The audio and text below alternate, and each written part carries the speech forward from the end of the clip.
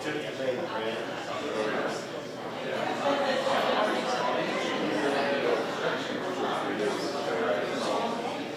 easy pass to proper state dollars, so bastards are going to charge you.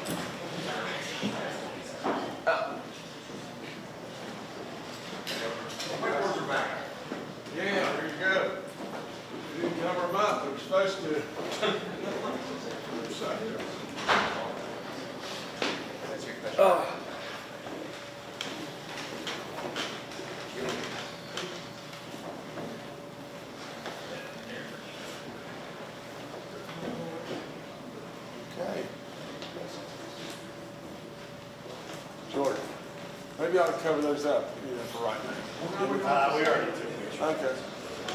Okay, good enough. Cat's out of the bag. All right. Well, first of all, we said we'd have a briefing today, an update, you know, from the general as far as how we're progressing along, you know, in regard to the flood victims and the flood relief. So I'll turn it over to the general first. Thank you, Governor. So starting out bigger picture, put together 5 focus areas that we want to stay focused on. The Governor's asked us to work. Number 1, take care of people. Number 2, I use this term a lot in flood recovery. Deliberate speed. We're going to go fast, but we're going to be deliberate, because if we go too fast, then 2-3 years down the road, HUD will be coming back asking us to pay money back. So we're going to do just like we do during a flood response, taking care of people, we're going to go with deliberate speed. The next is management controls. We're working, Jeff Wood, who's my deputy on this, and I are working with the governor's office and the governor, and we're putting in the appropriate management controls to make sure we're doing what we need to be doing. Next is compliance. We've got to make sure we comply with all the FEMA guidelines and regulations. They're different than what we in West Virginia have dealt with related to response, because most of the time we deal with FEMA compliance, and there's differences and nuances in those. So we're working that particular piece of it to make sure we get that fully in place. The next is communication. As the governor said, we're going to keep transparency, and we're going to communicate, and first and foremost, we're going to communicate with the people who have been impacted and make sure we get them up-to-date information, get them back on track, and then we will provide you guys as much information as we can going forward. Holly from my communication staff has got a document that she can make available to you guys. Looks basically like this. This is generally the update that we gave the governor. So after reviewing all the cases in the RISE system, we believe right now, and these numbers could change because we're going to go back and talk to people who have been told that they may not be eligible, just to double check and make sure we didn't miss anything. We believe that there are 452 family homes that need to be addressed through the RISE case management system. There are still homes that we're working in the VOAD system, the one we had so much success with, who are people who are not eligible for HUD-related benefits. So 452, 129 of those we believe are mobile home replacements. And then there are additional 77 rental units that we're tracking, but what we've got to do is go back and work with the HUD system and make sure we understand how those fit into what categories and who's eligible, and if somebody who owned one of those rental units has already gotten an insurance payment or something else, we've got to go back and make sure we validate all those. So again, that deliberate speed. So this week, we were able to review 74 cases through those areas that we had. As we told you before, when we found this, there were 300 cases that were stuck in environmental. So we've reviewed 74. We've released 40 of those this week and 12 last week for a total of 52 to go into the final step for construction process. That doesn't mean that a house is on the road today necessarily. Each one of those cases is different, but they are now in process, and there's communication with those individuals.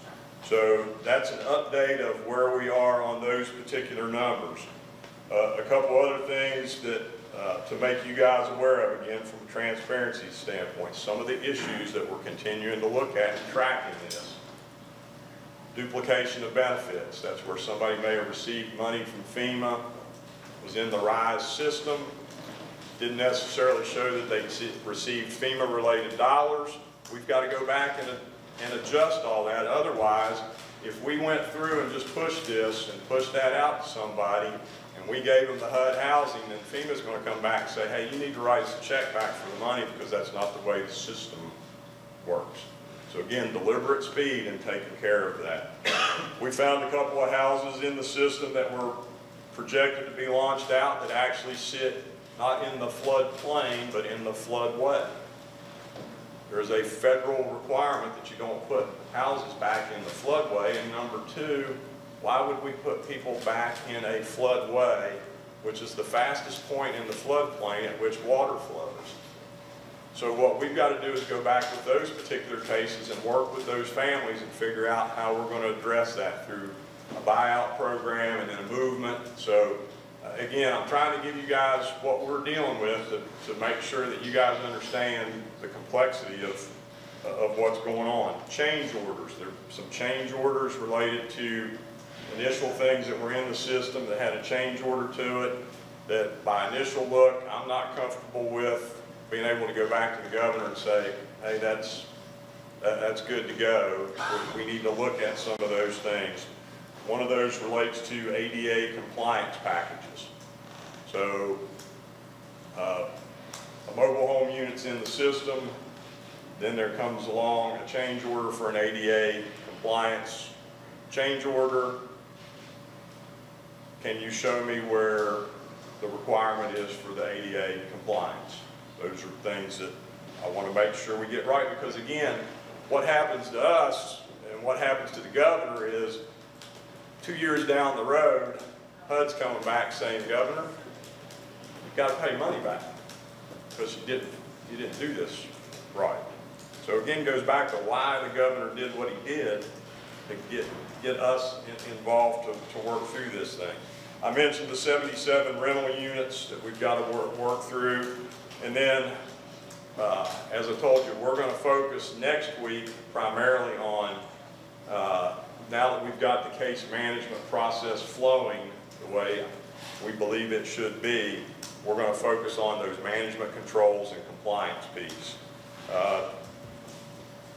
Other things we have going on related to this program, we're finalizing a demolition contract for dilapidated structures.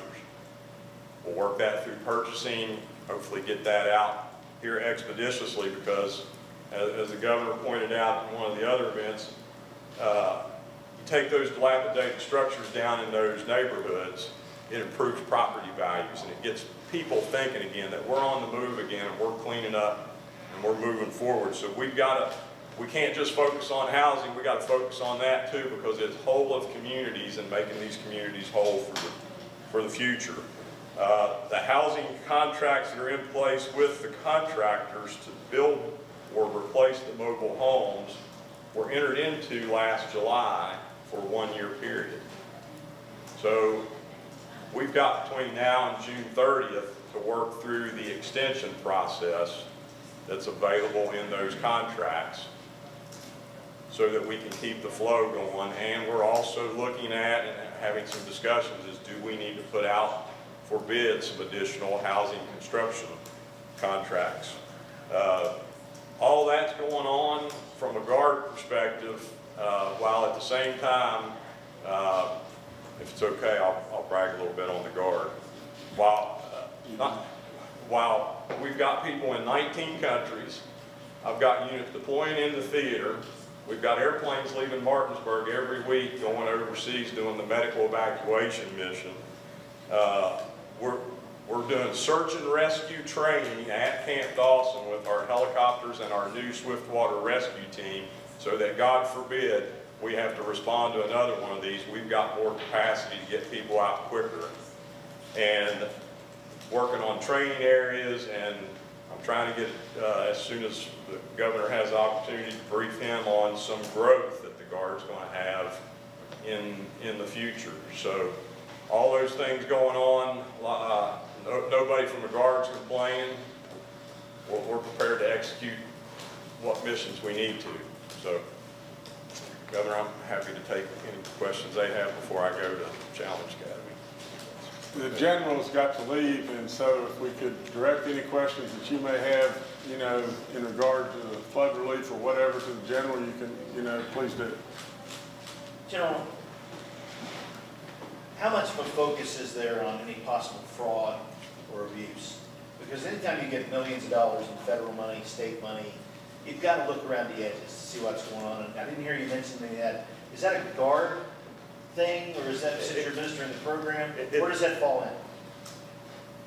Where we will identify some of the things that could potentially exist that you just talked about will come into this compliance piece. So we're going to be responsible for helping make sure we get all that in place, and then if we find something that's irregular, then obviously I bring it to the boss and he moves it through the appropriate process where it needs to go. But compliance and management controls are going to help us address was there an issue with certain activities. If I could add to that, yesterday at the governor's direction, we've added 4 forensic investigators working at Commerce for one of our other agencies. In addition to that, we have leadership of the legislature. They're going to be conducting an audit, but what we offer is, I think, the first time ever from the administration is to work collaboratively with the Legislative Auditor's Office to allow them to actually bring people into Commerce and discover this stuff real time rather than provide information to them after the fact. So we're hoping even they can help us find out if anything like that's going on. Gentlemen, Mayor Clendenin, Jane Clendenin, delivered a letter, a 2-page letter to the auditor's office the other day, expressing just exasperated frustration at this process, meetings she's had with Jimmy Jeanette and other people that were supposed to resolve things, and nothing's gotten done. And basically, I think the essence of her letter is that she'd like to see him removed or replaced or something. Is he remaining in good standing with this administration, or are there going to be more changes? Absolutely, Jimmy remains in good standing with me, you know, but maybe General, you could speak about this. Yes, sir, I can. So the letter's been received. There's been an initial meeting with the mayor from some folks from emergency management. There'll be follow-on meetings next week, not just with state emergency management, but there's been FEMA folks involved in working, and we understand the frustration, and we're going to continue to work through the issues to help the mayor and the town of Clendenin. I'm an Elk River kid, so we're going to make sure we get things focused where they need to be. Does anyone just not qualify for rise funds because they're in the floodplain or the floodway? It looked like they came up in some emails. They can be qualified for HUD funding in both the floodplain, and they could be qualified for replacement if their home was in the floodway, but you would have to move them out of the floodway. Does that make sense? So the replacement home would have to be out of the floodway. Out of the floodway. And in the floodplain requirements, you've got to be above the floodplain by a certain number of feet and inches.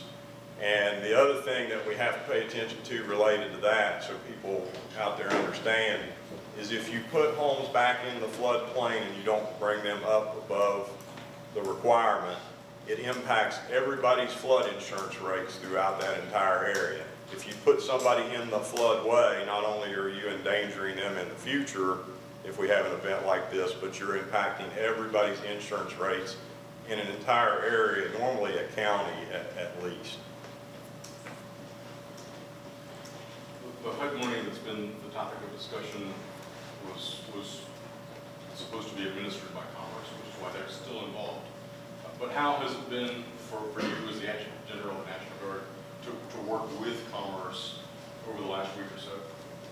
Everything's working fine because the governor gave a directive that this is the way it's going to work, and it's working that way. And if I have a problem, which I haven't, everybody's been exceptionally cooperative and working together and trying to do the right thing. But if I haven't, I can go to him and adjust that. Another point to make too, when I got asked to do this, again, I want to reinforce that when we started to look at it and we found that first 300 in the queue that were sitting there, there was not, that I am aware of and that we have found to this point, there was not a single home in a construction process that stopped related to his action to say, hold on, let's make sure we got this right. There were actually, during that period of time, there were homes that were delivered from the prior piece. So my look at it, there were lots of stuff stuck in the queue that still needed to clear environmental and other things, but there wasn't one that we found that that we immediately turned on something the next day and it released the house. Kenny, you're looking a little like I'm confused. Clay County. Everything stopped for his house. They put everything into his water and his porch and everything stopped. So I'm aware of that. But he's now related to the environmental process. No, it was to his porch and his water. They'd already he doesn't even, his home was there. Okay, He had a key, they wouldn't give him a key, he couldn't get in. So there may be. because of the sewer. No, because the water wasn't hooked up and, Okay, and his porch wasn't on. He is now in his house. right. We contacted our contractors yesterday. Not one of the contractors could say they had a home under construction at this time.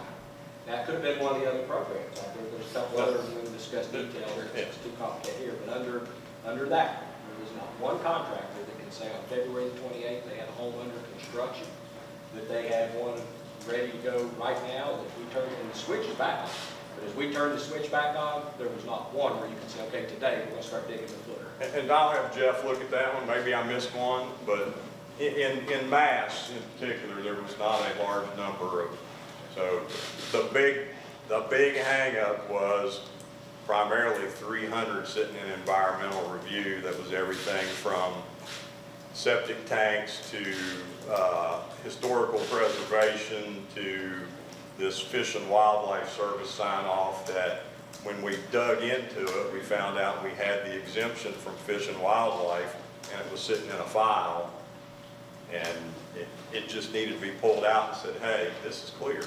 And that underscores that, our point that I made to Bradley tonight, the information contained in that memorandum from Ryan's was not correct. And yesterday, we talked with individuals that were responsible for that memo at the Commerce Department.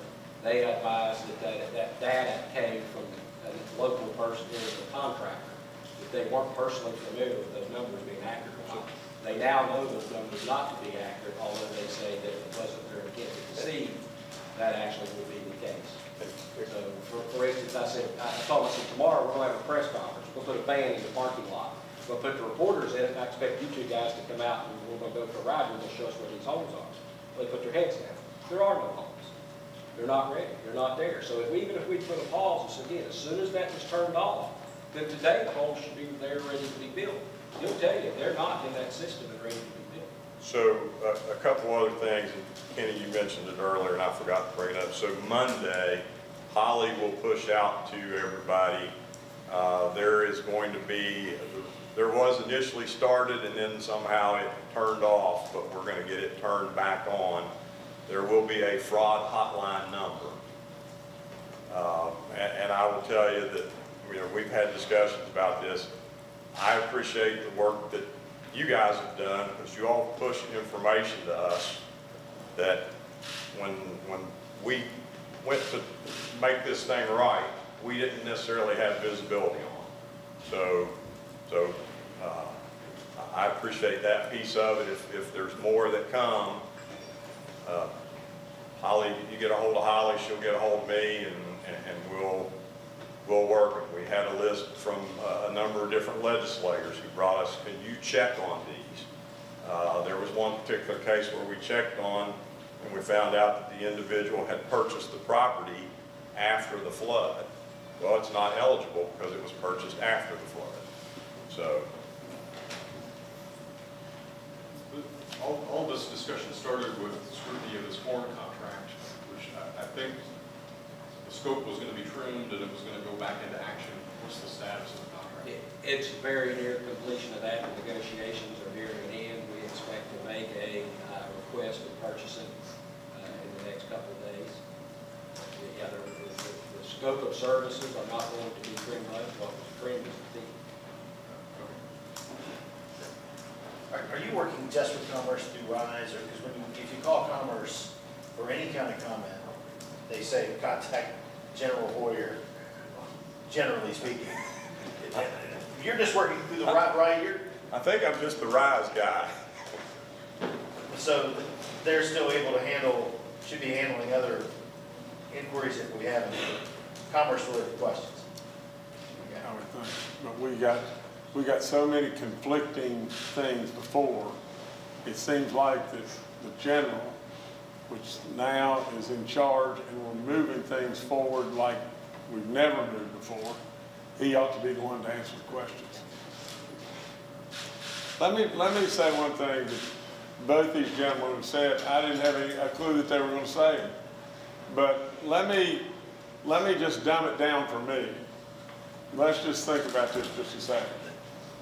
So what they both said is the pause that everybody screamed to the mountains and said, you know, what have we done? We've had people waiting, and this has caused a delay, and this has caused issues and everything. Both of them have just said the pause really, really didn't slow anything down. Not a thing. Did you not just say that? Yeah, for what I was able to find, Governor, I did not. Did you not say the thing? Yeah, the things they were claiming were ready to go. It turned out there was some signing of contracts and things of that nature were going to take place, but as far as there was no construction anywhere. But there were some things that slowed down. Environmental slowed down in some instances, correct? Well, some of the processes get stopped. But let's be fair now. Be fair. In the magnitude of something that's this size, you're going to be able to find a bump somewhere.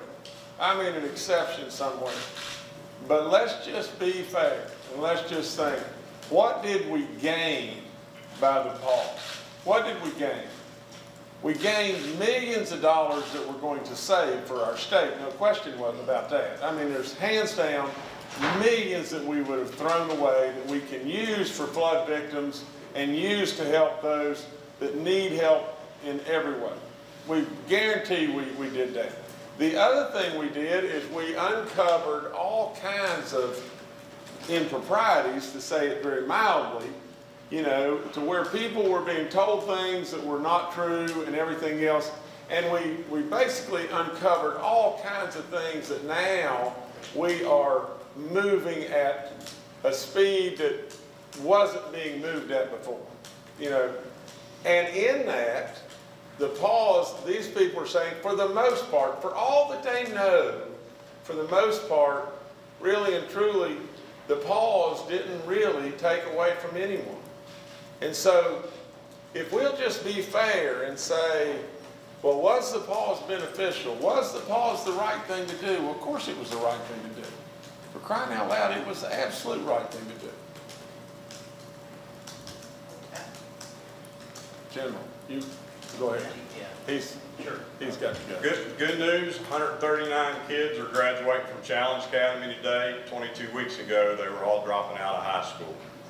Really good.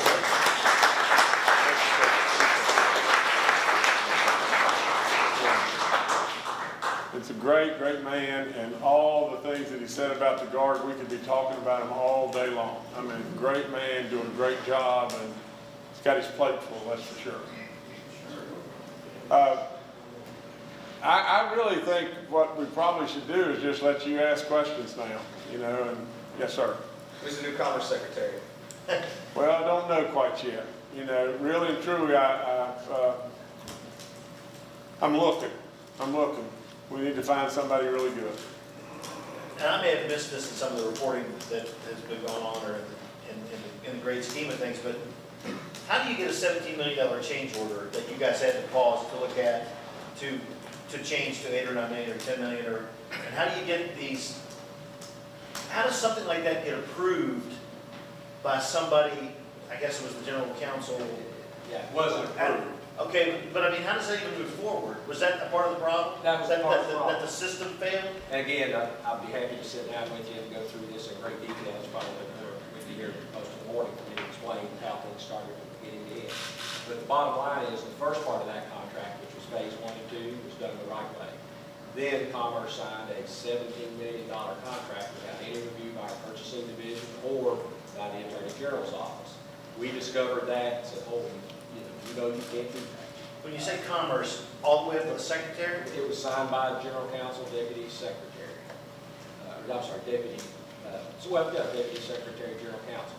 I personally asked him, who drafted this contract. He said he didn't know who drafted it, which again raised a huge red flag for us when we told him the contract was void under West Virginia purchasing laws. They, even though the pause had been initiated, that agency tried to make an end run on this administration. They went to purchasing and asked for a change order for $17 million. Even though they've been told to stand down. So that shows how they operated against this administration. We had already been to purchasing to have them review the contract and tell us, hey, this is a void contract. So as soon as they showed up over there asking for the change order, we get a phone call from purchasing going, hey, they're down there asking for a change order.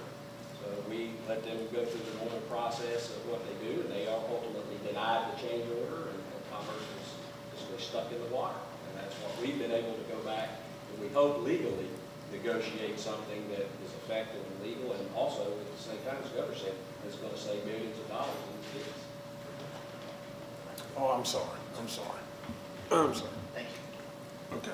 Governor, is Ray Kelly under consideration for Commerce Secretary, or will he be made acting secretary until you find someone permanently? I don't know that Ray would do it. Ray's very qualified and brings an awful lot to the table, but I don't think he'd do it. What about the calls for your resignation from the Democrats? Well, let me just get into that, okay? Because this will be really fun from my standpoint. You know, I really try really hard to not hit until somebody hits me. And then I'm going to really hit back. You've got Roman Prezioso and Tim Miley, who have been here forever. They're lifers. They're political lifers. Please, someone, pray tell what in the political lifers that they've been here, what they've achieved.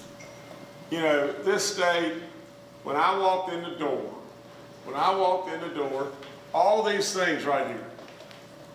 We've taken a bankrupt state to prosperity.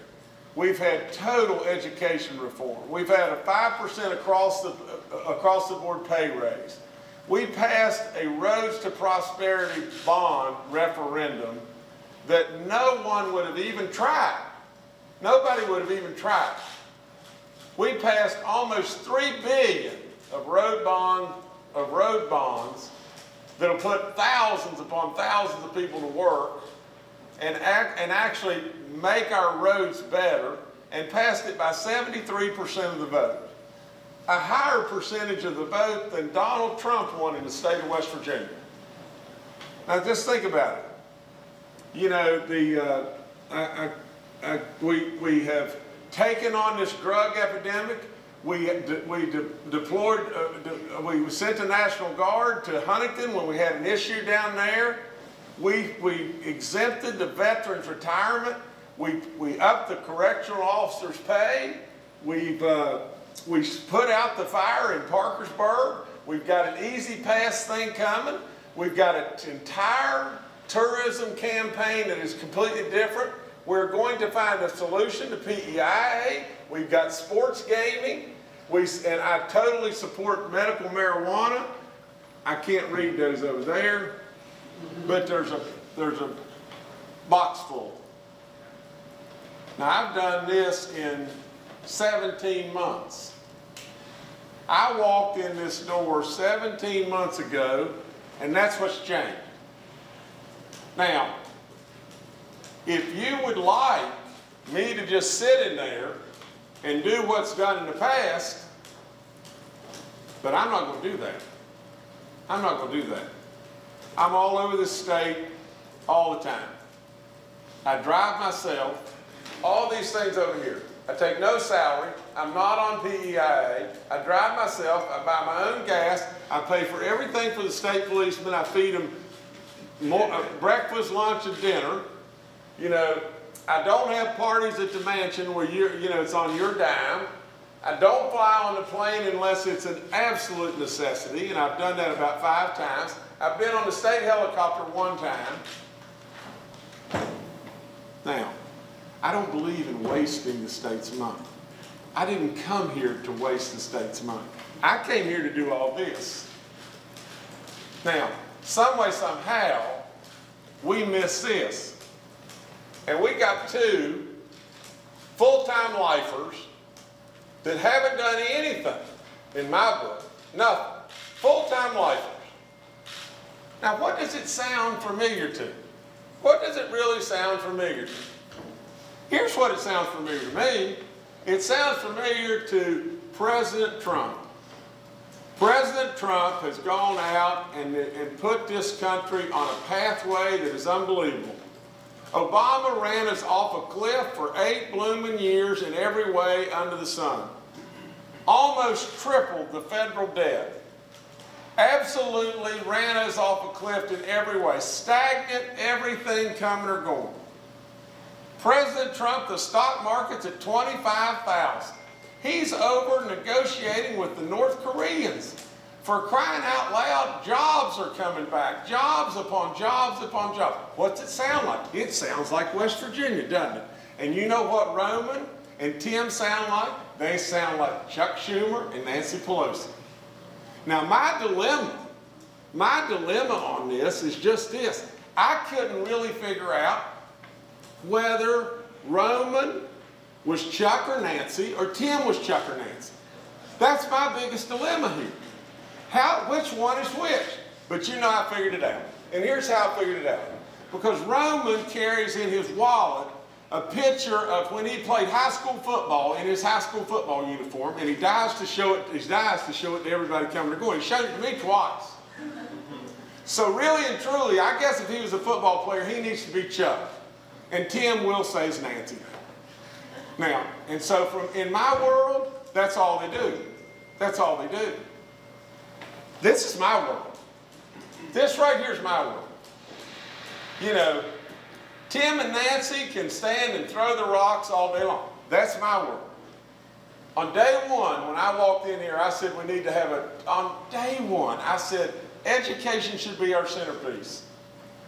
We should have a 2% pay raise for the teachers, right on day one. Where did the biggest pushback come? I had it done. I had it done. You know, Tim Armstead had enough votes for me, and we had it done. And you know who stood in the way? Miley. Miley stood in the way. Now he runs through the streets saying, I'm for the teachers, I'm for the teachers, I'm for the teachers. Where was he? We had it done. Done.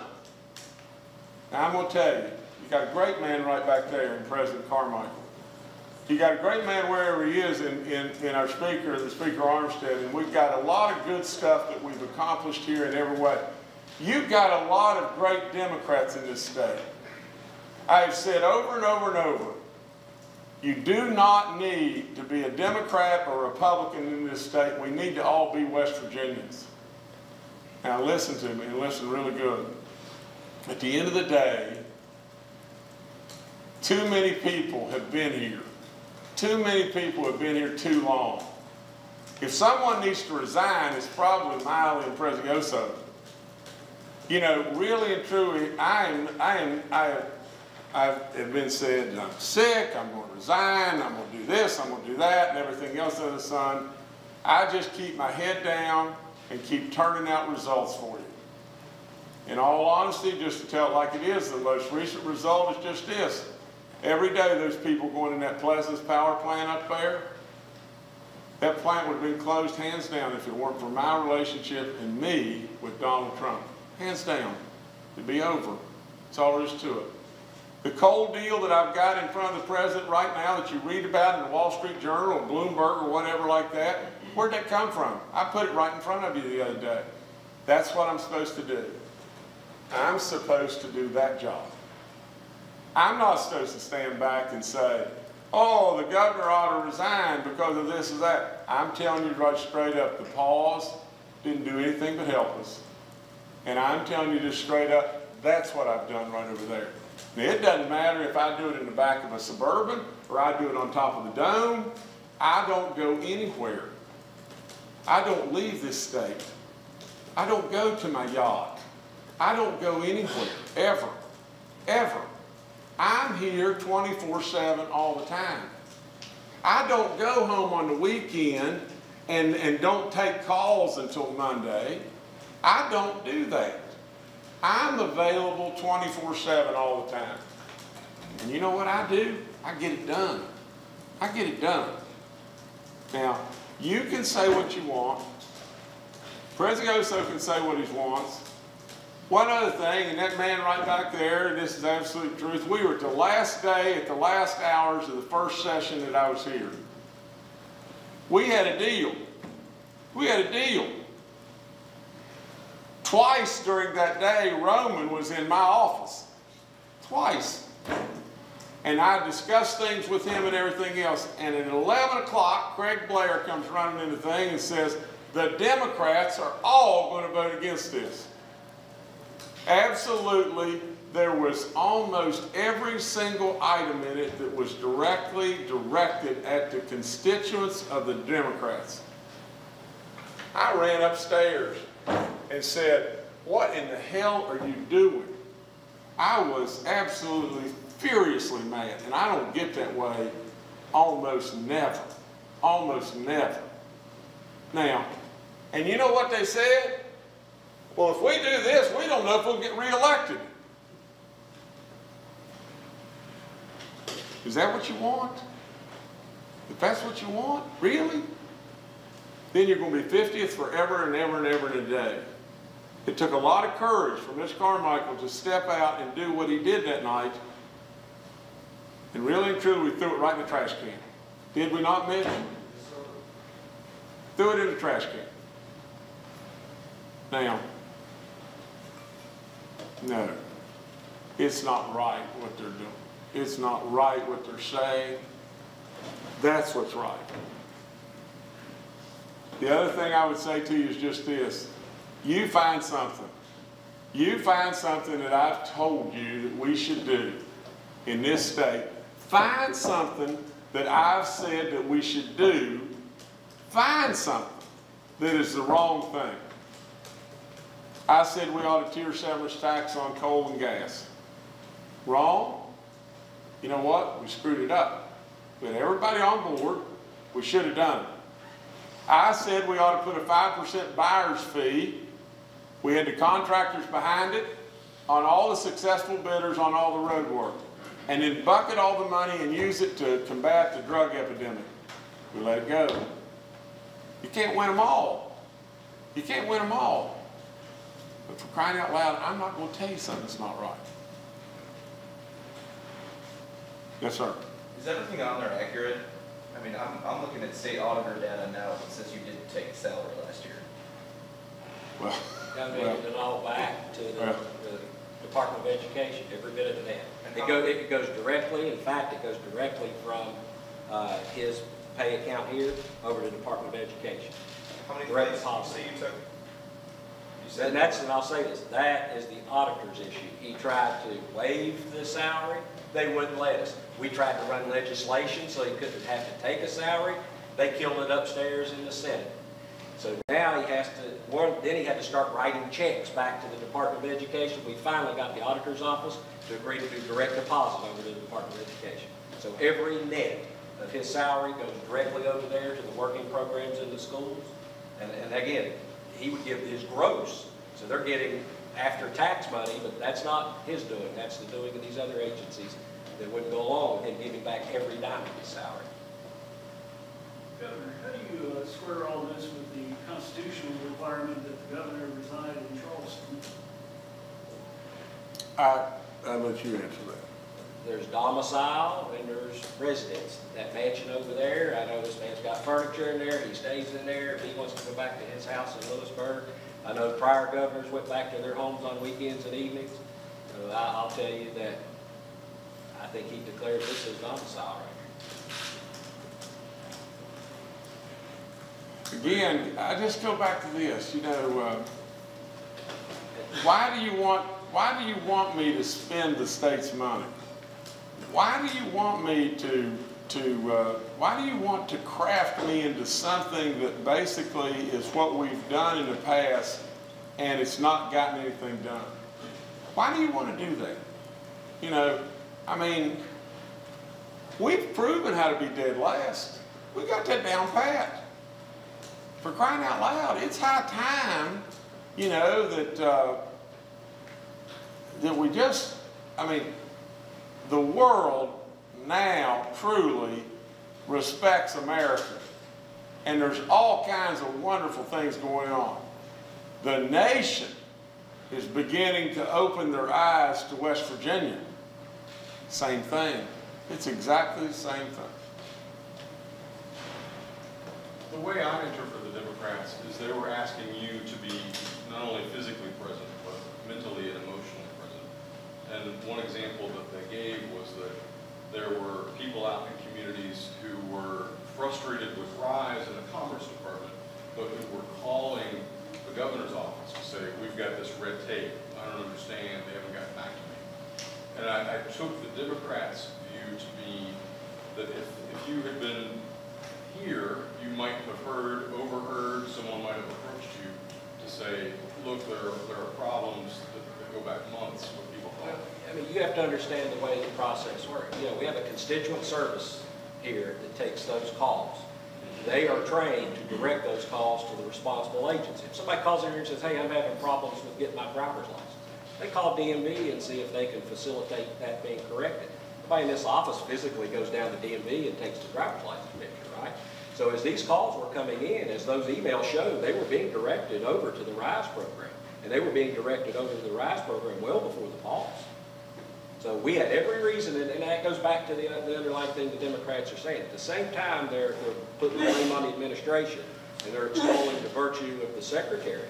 We had every confidence in that secretary and the people over at that agency that they were telling us the truth, that they were getting the job done, because that's what they were coming in here every week and reporting. Hey, this program's hitting on all 8 cylinders, it's working well, people are getting served, and it wasn't until the end of January we had reason to question that.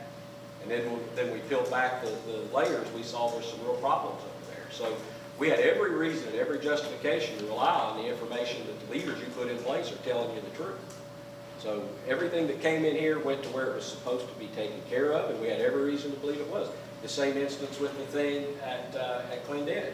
We met with those people here in the governor's office, the mayor down there. We heard her problems. The very day we called our discipline and said, hey, you need to get down there and take care of this. They said, yes, sir, we'll move out today. And then we find out it was probably a month before the first visit happened. Those are things that you have to be able to rely and count on the people that you put in place. And if you can't, then we'll have to find new people. I understand what you're saying about the process, but my experience in my workplace is sometimes outside the process, you hear of a complaint from the janitor or the guy who's got to keep the roof from leaking. You just hear it because you're around, out in the hallway, you make conversation. We're in constant contact with them. You do every bit of things. But again, you don't, if somebody calls and goes, there's some water out here in the front door, you know, we don't call him and tell him that. We call the janitor and say, can you clean this up? You know, there are certain, those people who would call one by one. I'll tell you, some of them I called personally on my cell phone at night and talked to them. And then the next morning was told everything's taken care of, only to find out 2 weeks later it wasn't. You know, that's the kind of things. There are people here in this office that know where to put problems, and that's what we did. That's our job. Speaking of the mayor, she's watching this on the feed. She sent me a couple of texts saying she met with you folks in November. Nothing happened. Met with you folks in March. Nothing happened. And here we are, almost July 1st. She did not meet with me in November. I met with her in March only. And again, we told the DISM people the very day, hey, there's some concerns down there. You need to go down there and see them. And we didn't see them until the media came out yesterday. She brought the letter to the governor's office yesterday, or the day before. That was the first time we became aware here that our folks have not gone there and they're taking care of her needs. Yesterday, we brought that to General Ware's attention, and there was somebody meeting with her yesterday afternoon. Governor, there's just a perception sometimes among people who live in West Virginia that the governor lives in the governor's mansion, and that the governor comes to work in the governor's office, and the governor's in charge. The governor's running the show. I'm not disputing that you're not in charge or running the show. But how do you comfort, calm, persuade, or whatever step that you think you would need to do to let people know that, hey, I'm in charge, I'm in touch with what's going on, I know what's happening here, and we're taking care of it? Because we hear sometimes that things get told, and then 2 months later you find out it didn't happen. I know that happens in a big bureaucracy, but how involved are you, and how involved do you need to be? Kenny, I'm not going to sit here and defend myself. I've told you before, there's not a living human that you've ever known that works as hard as me. There's no way. I'm not talking about your work ethic. I'm talking about the appearance. Our appearance is important. Okay, just listen.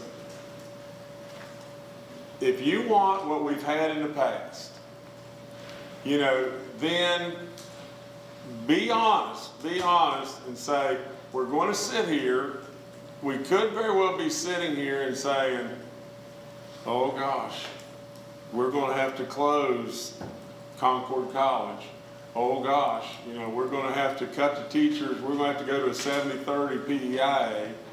Oh gosh, what are we going to do? Where are we going to turn? We can't take any more out of rainy day. If you want that, you know, then you didn't need me. And now, here's the thing. Last night at 11:20, I'd gotten a text from Bray. I'd been on the phone with other people and all that kind of stuff. I got a text from Bray about 10:15. At 11:20, I texted back, said, if you're still up, call me. He called, and we talked till probably after 12 o'clock. It's normal. It just is normal. There is nothing that goes on here that I don't know about. Nothing. You know, nothing. You know, this world today, believe it or not, has cell phones, and it has all kinds of neat little things. You know, and we can use them, and that's what we do. You know, I am telling you, you don't need me sitting, you know, just waiting for someone to walk by. You need me doing what I'm doing. Yesterday, at I don't know, 3 o'clock, I was in Bluefield at WVVA doing an interview there. Then I left there and I went to North Fork.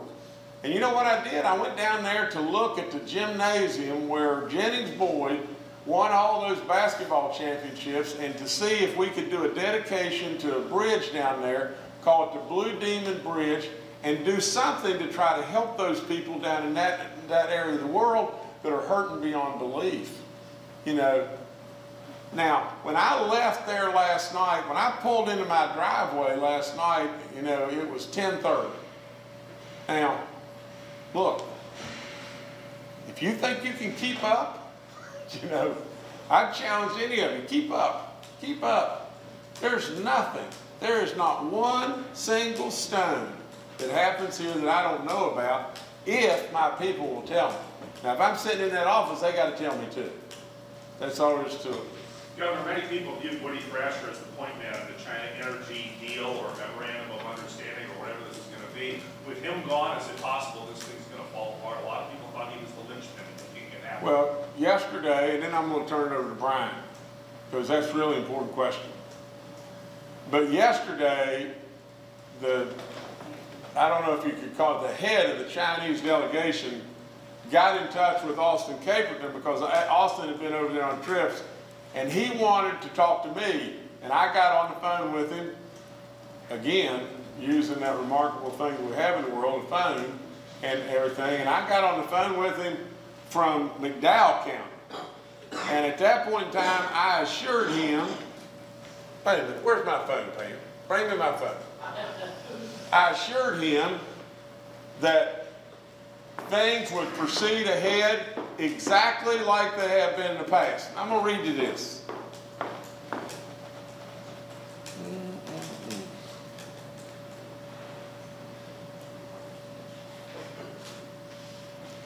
Give me just 1 second. I'm going to find it, I promise you.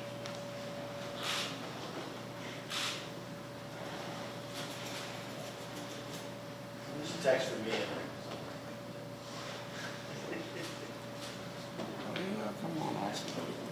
Well, I can't find it. Anyway, nevertheless, it basically said it was from Austin Caperton, and Austin Caperton said after I had talked to the leader, you know, of the Chinese delegation, and assured him that things would proceed ahead as they had proceeded in the past or better.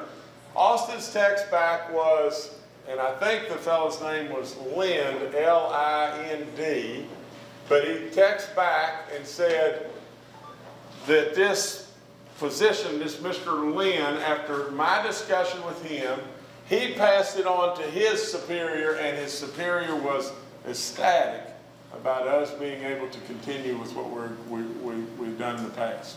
Now, Brian, let's talk about China just a second.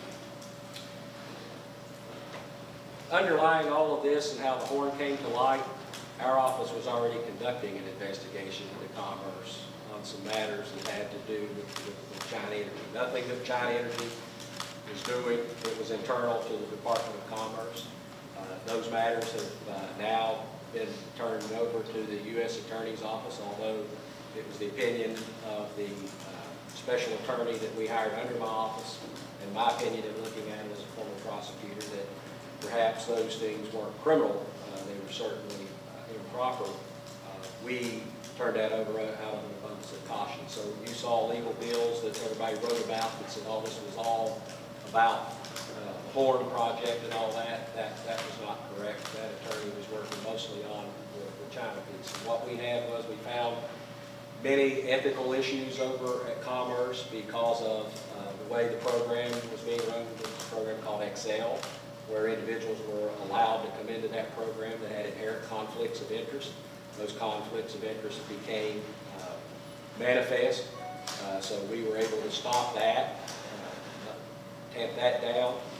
You had issues where the attorney over there tried to go back and recreate documents after we initiated our investigation, after they realized that we had found out what was going on over there, and that is what led to one of our primary reasons for directing that he be terminated.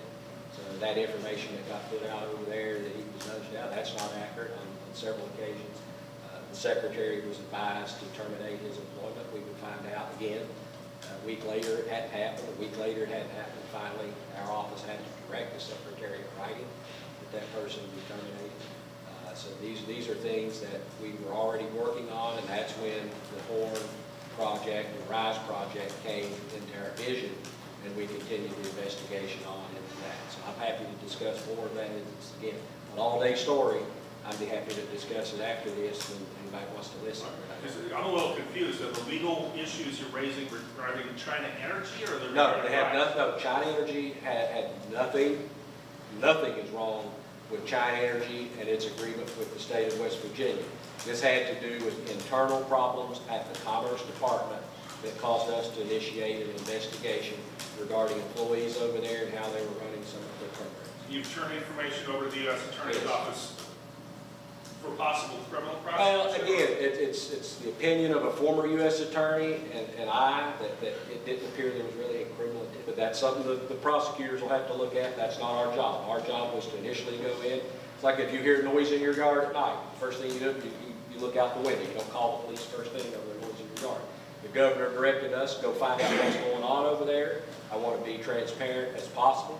Anything you find out, I want to make sure that the responsible authorities know about it. They have a chance to look at it. That's actually what we did. We took 6 months worth of email, looked through 10,000 emails. We assigned officers from various agencies here within state departments to look into that. Once we had a picture of what was going on and the discrepancies over there, then we directed certain action to be taken against individuals. And we had, again, you have agencies that you direct things to happen, and then you see that the action doesn't occur. You believe it has or will. You have to put faith in those leaders that you put in place and expect them to do what you're told, what they're told to do. So that's how we actually came across the Horn stuff, because and the RISE program. We were always told the year prior. Again, they would come over and have these meetings. They had their PowerPoint presentations. They had their charts. Everything's going great. We're off and running. People are being served. So we had every reason to believe that, until we got in there looking at what was going on with some of their programs and how they were dealing with their visits to China, how they were using individuals that probably shouldn't be involved in the negotiations, those kind of things. That's when we kind of stumbled across and said, hey, something's also going on here with the RISE program. Was Commerce operating as a rogue agency? No. No, Were there elements of it that were operating? No, here's what I think.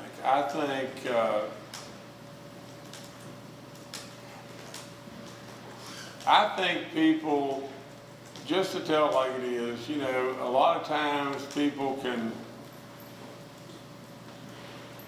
get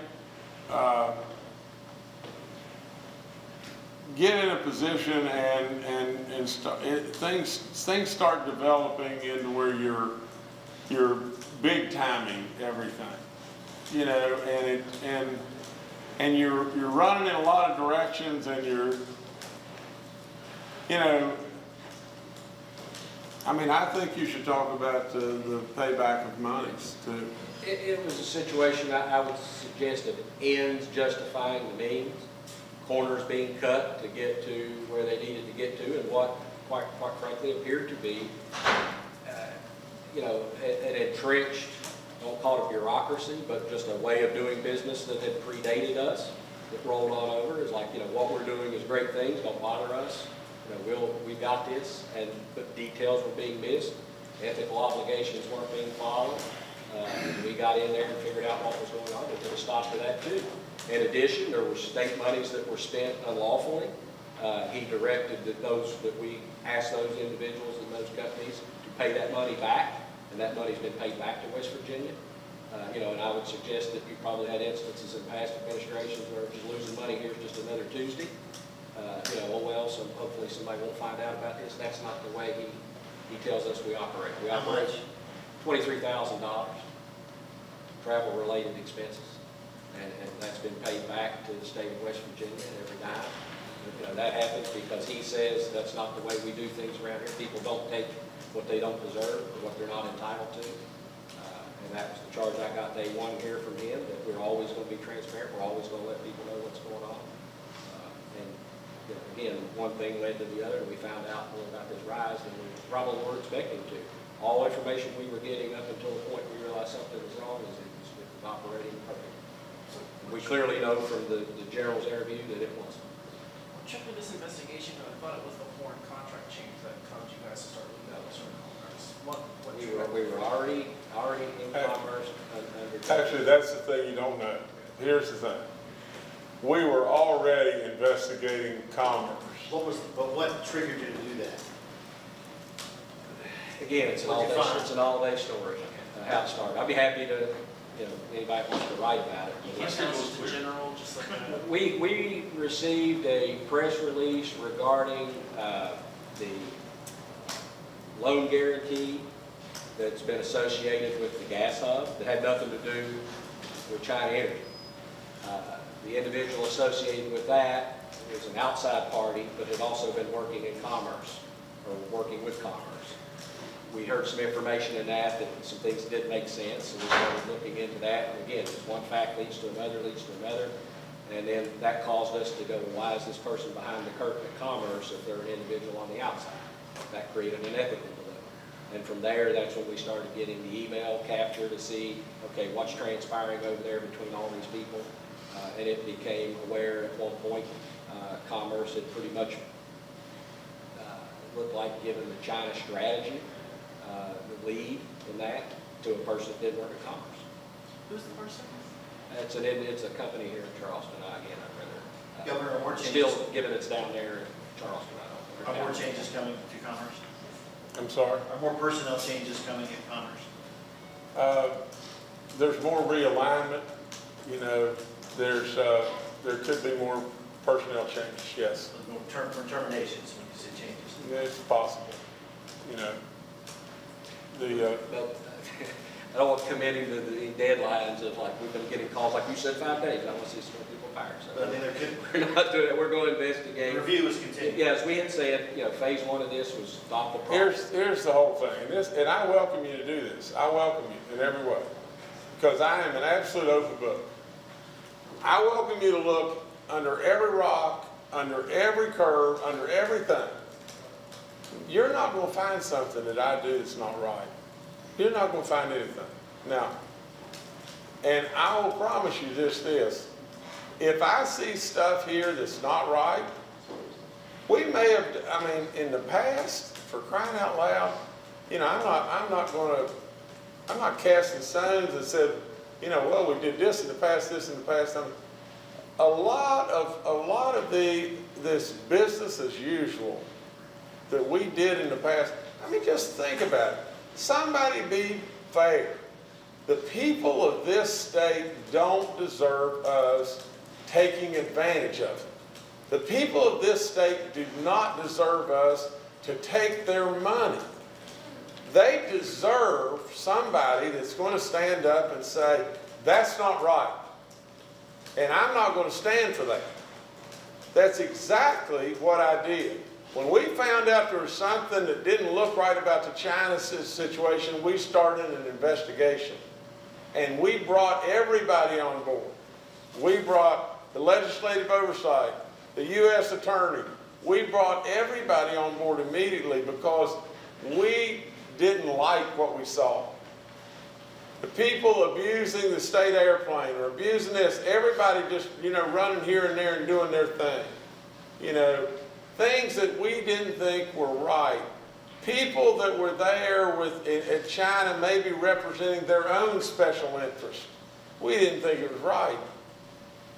And so what we did is we started an investigation. And then along the way comes right across our desk this Horn invoice or change order for $17 million on a contract that was for, the original contract I think was $900,000.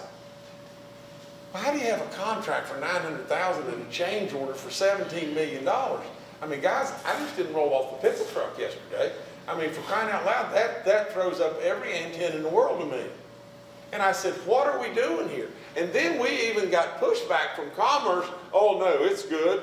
It's good, it's good. And then we even found if they signed up even more houses, maybe they would come with more money. Is that not correct? The way the contract was written said for the first three, and again, they've admitted it was vague and it didn't need what it said. Those kind of things in the legal world don't work. But it was based upon the first 300 applicants is how they earned that full money. So our concern was, okay, you're telling us there's 1,000 homes. Now Hoyer has told you there's about 450. We knew their number was not right to start with, but we took them at their word of 1,000 homes. What happens when the contractor comes back and wants paid for the other 700? Are we going to have another change order? And nobody can answer that. So that's when we said, you've got to stop and let us figure out what's going on before it gets up. Westford, I'm going to tell you, this, I've never seen anything like it since I've been here, is how we just keep throwing the money out. Change order after change order. We got an OASIS system that's what, $20, $25 million in change orders. People come in here and say they're going to sell you an order, and they give you a limit, and then you got to pay to fix it. That's not what we're doing here.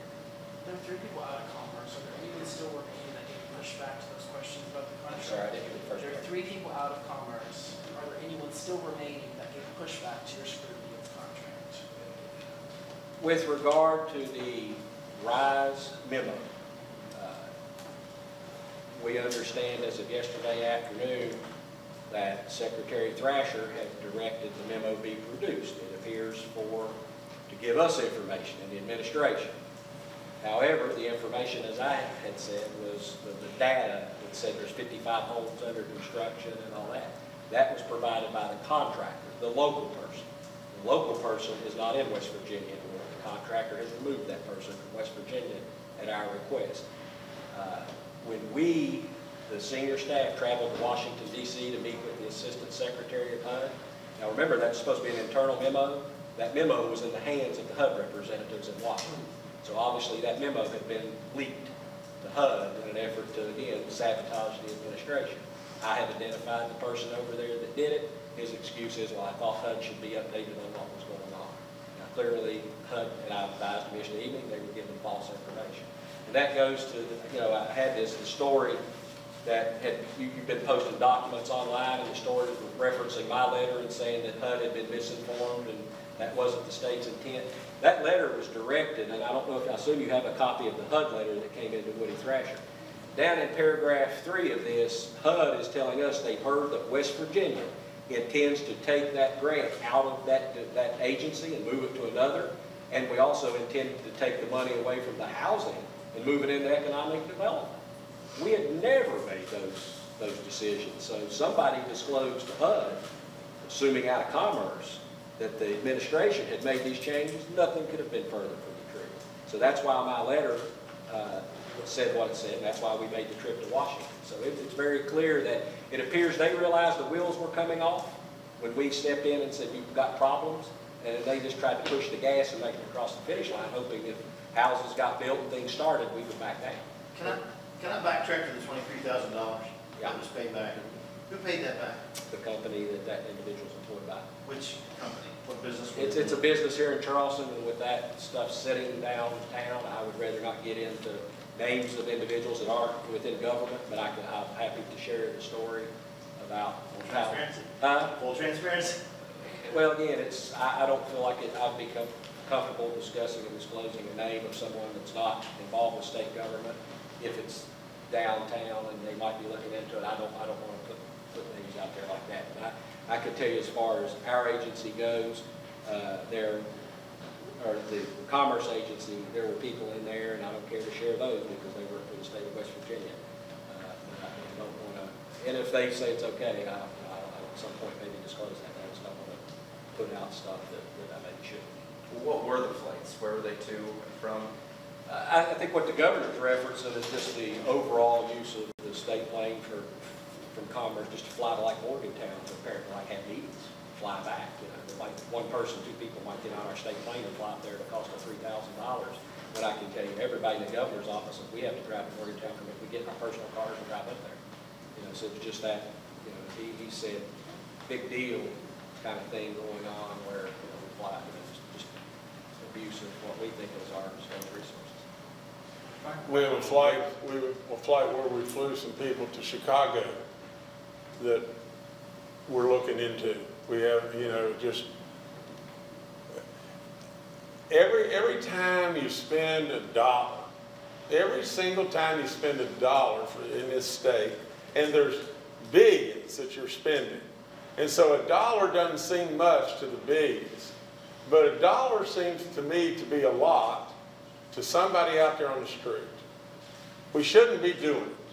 That's all there is to it. We just shouldn't be doing it. You know, and I did find a text from the individual. His name is Dr. Ling, L-I-N-G, I guess Wayne, or it's L-I-N-G-W-E-N, capital W-E-N. He's from China Energy, and he wrote back, you know, dear Governor, many thanks, and on and on and on. So that was, but. The trip he's referencing to Chicago, that was part of the $23,000 payback. We flew an individual by himself who wasn't employed by the state of West Virginia to Chicago to catch a commercial flight at a cost of over $4,000. Are you saying the state plane should not be used at all or rarely? Or, of course not. Let's don't be crazy here. We put policies in place that they're now, request has to come to the governor's office. We absolutely ought to use the resources within the state, and we ought to use them wisely. Yeah. We ought not to abuse. I mean, for crying out loud, you know the difference between doing something that is a necessity versus doing something, you know, to fly your girlfriend somewhere. I mean, and I'm not saying that happened, but you know the difference in that. Sorry, we're jumping around. Back on the HUD letter, one of their concerns was that they hadn't been looped in on the pause situation, the examination of the contract. Was that addressed? Well, you know, that goes back to the issue I think you and I discussed on the phone today. We told Commerce to initiate a pause on execution of the contracts themselves. We didn't tell Commerce to shut down. We didn't say quit doing your reports to HUD. We didn't say quit taking constituent calls, not addressing the public concern. So that's where I'm not sure a disconnect or whatever happened over there, but they weren't told to stand down completely. They were told these contracts are probably void. We need to figure out a legal way to either reinstitute them or enter into new contracts. And that's all they were told to do. So again, it's information I think being put out over there where they were claiming all the sky, you know, and they were the ones that were in daily communications with the local HUD representatives in Charleston, in Pittsburgh, and in D.C. And they obviously communicated to those HUD individuals because even prior to this letter, I had phone calls from HUD individuals in Washington wanting to know what happened. I explained to them on the telephone what we had initially found, scheduled an appointment to go to Washington and meet with them, and that's when the letter came after that. And then I answered it in writing, and then we had scheduled the visit. We expected that visit to occur, I believe, 2 weeks prior to when it did, but they had to cancel because they had an emergency where that assistant secretary had to go to Houston or somewhere like that. So we intended to have this, you know, again, we put the investigator in there, he started interviewing witnesses, we started trying to come up with legal fixes through our purchasing division, took it to the Legislative Auditor. First day I found out about this, We went down and saw the legislative auditor and said, hey, can you put some people on this, lawyers and accountants, and figure out, you know, initially what you can see is going on, to give us some assistance. They gladly did that. We appreciate that. That goes to now. We have worked out an agreement with the legislature that I think is unprecedented, and that is their auditor's office is going to be working inside Commerce at their discretion, trying to find this stuff out in real time, so we don't have this game of, well, we got you and we're going to send you letters after we see something on the news and you come and answer these. We said, come in here, see what we're seeing. If you've got a fix, shout it out, and we'll all work together. And they decided to do that. I think that's going to help West Virginia. But if you have contracts and you say, well, these may be no good, don't operate under these contracts, be here otherwise, then can the work truly continue that's governed by this contract? No, I'm saying the work under the contracts wouldn't have continued because we didn't want to spend money under those contracts. But nobody told the employees at Commerce, quit doing your job, quit taking constituent calls, quit telling them that, you know, we can't tell you what's going on. Nobody told them to do that. Nobody told them, don't file your reports with us, don't do the things you've done to do, don't communicate with those people you're supposed to communicate with. We're not sure what happened over there. Yeah, you asked us to give you 30 days. Whenever it hasn't been 30 yet, but are you happy with the way RISE is working right now? I'm delighted. I'm delighted with what's going on. I think the General's doing a wonderful job. Everybody's communicating. Everybody's moving forward. You see results happening. You know, I'm delighted. I'd like to say one thing back, Mark, on this. And you know, you asked about China and the progress with China moving forward and all that and everything. Think about, how did the China situation with West Virginia happen? How did it happen? And I can tell you just as simple as mud how it happened. It happened through a friendship with myself and Donald Trump.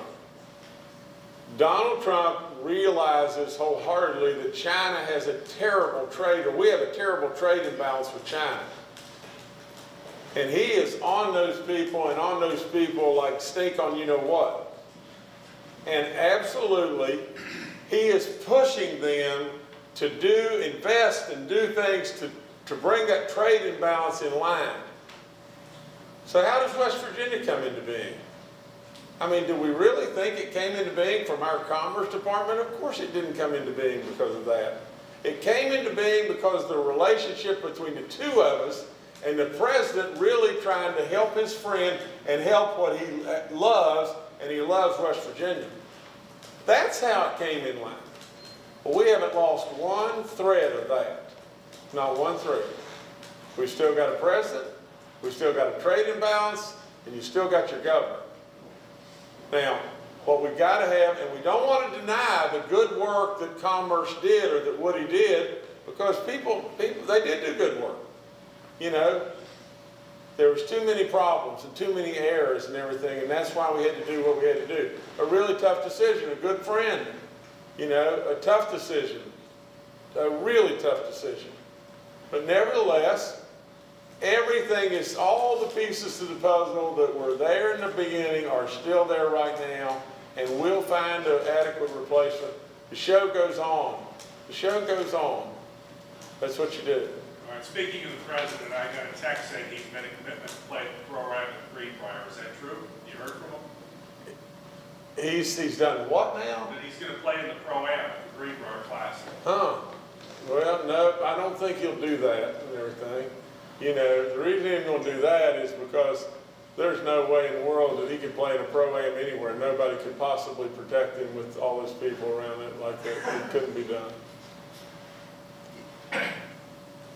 You mentioned ethics and conflicts of interest and making sure that everything is done above board. And there have been a lot of questions. You're relying, it appears, on Mr. Carey quite a bit. And he has the involvement, obviously, with EQT and the natural gas industry. Does that raise any red flags with you or give you cause for concern that is there a conflict of interest? Is there a perceived conflict of interest in case discussions about natural gas and legislation and policies in the state move forward? Because some people are uncomfortable with him being in that position. Well, Kenny, let me say this. Bray Carey is the most unlikely person in the world to have a bond with Jim Justice. nobody on the planet beat on me worse than Bray Carey beat on me through the election process and everything. And Bray called me about everything you could possibly call somebody. So how is that? Well, you see, I don't carry bad thoughts with me. I don't. And really and truly, Bray Carey is an extremely talented man that genuinely loves our state. Bray Carey really and truly makes not one single dime being here, but he works his tail off, and he's a worker, and he's got knowledge. And from my standpoint, I try to use that knowledge. The most unlikely of friends in the world, and I'm using his knowledge, never one time do I feel like that there is any type of conflict with EQT. Nothing. If we get into a natural gas discussion, many times he has excused himself. Many times that I've said, Bray, you shouldn't be in this and everything.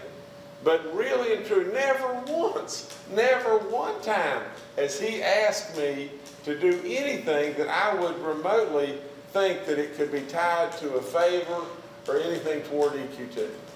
Never one time. You know, but yet, you know, it's just as simple, guys.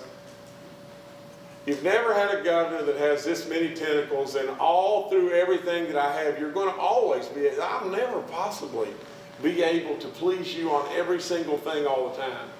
I say constantly, look at the body of work. Bray Carey's a successful guy. He's done a lot of stuff. He's got a lot of knowledge and everything. You'll be able to find something about him that, you know, that you could report or say something bad about, you know. I'm just saying to you, no way in the world should we do anything other than applaud Bray Carey for coming in here and doing all the good work he's doing because he believes in the goodness of West Virginia. What is he getting out of this? What is he getting out of it? I mean, $8.75 an hour for 15 hours? I mean, what is Bray Carey getting out of this? Do you really think he's after power or influence or whatever it may be? I mean, or maybe he's trying to sneak something by me as far as EQT. Well, I'm going to tell you this, and you can mark this down, mark it down. I tell people all the time, I said, there's one song that you've got to always remember about me, and that is, he knows when you're sleeping, he knows when you're awake, he knows when you've been good or bad, so for goodness sakes, be great. Because I am telling you, and I don't care where you look, in any company that I have, anywhere, people know that. Because I'm working all the time. They know it. There's no way in the world Bray Carey's going to sneak something by me. There's no way in the world people are going to sneak stuff by me. They're just not going to do it. And when they do, and this organization is so blooming big, it's unbelievable, but when they do, I'm going to call them right to the carpet. That's what I'm going to do.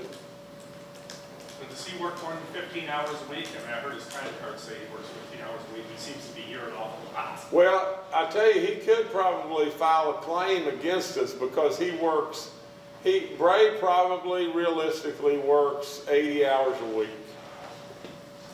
You know, he's working all the time. So is this gentleman, so is Mike Hall, so is a lot of people in my group. Any reason we call a special session next week? The legislature being here, they're not going to be back in September.